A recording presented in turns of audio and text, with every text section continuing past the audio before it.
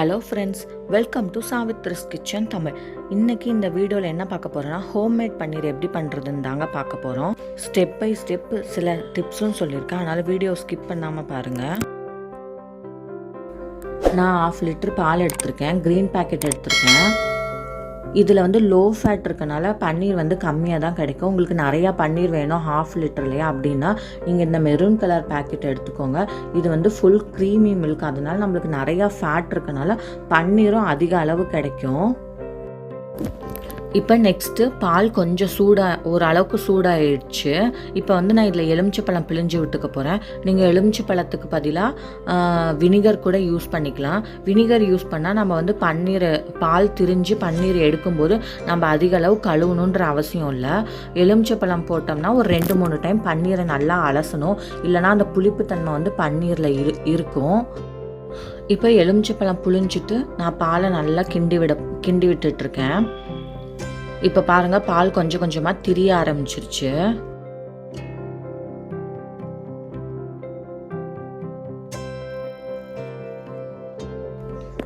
இப்போ பாருங்கள், பால் நல்லாவே திரிஞ்சிருச்சு. இன்னும் கொஞ்சம் நேரம் நல்லா கொதிக்க விடணும். இப்போ பாருங்கள், இப்போ லோ ஃப்ளேமில் வச்சு ஒரு 10 மினிட்ஸ் கொதிக்க விடுங்க. அப்போ தான் பன்னீர் நம்ம கட் பண்ணும்போது உதிர்ந்து போகாமல் கரெக்டாக க்யூபாக கட் ஆகும். இது மாதிரி ஒரு நல்ல காட்டன் கிளாத் எடுத்துக்கோங்க. இப்போ நம்ம இந்த கொதிச்சு திரிஞ்ச பாலை இந்த கிளாத்தில் ஊற்ற போகிறோம்.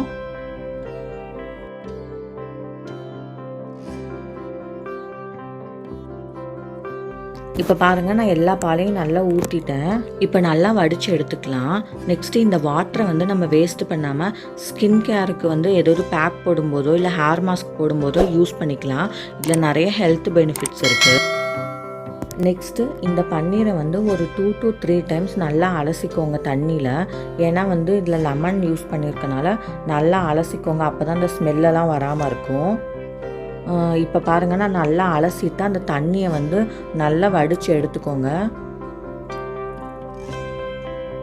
இப்போவே இதை ஒரு ஸ்கொயர் ஷேப்புக்கு நான் கையிலையே ப்ரெஸ் பண்ண போகிறேன்.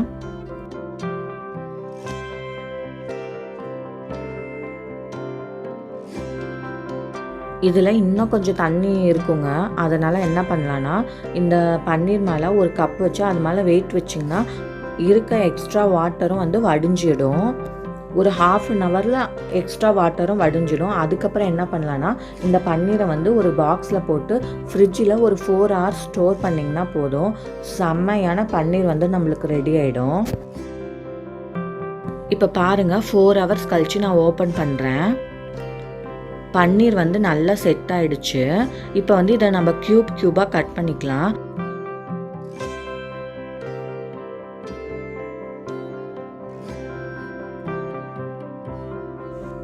உங்களுக்கு இந்த வீடியோ பிடிச்சிருந்தா மறக்காமல் லைக், ஷேர், சப்ஸ்கிரைப் பண்ணுங்கள். தேங்க்யூ ஃபார் வாட்சிங்.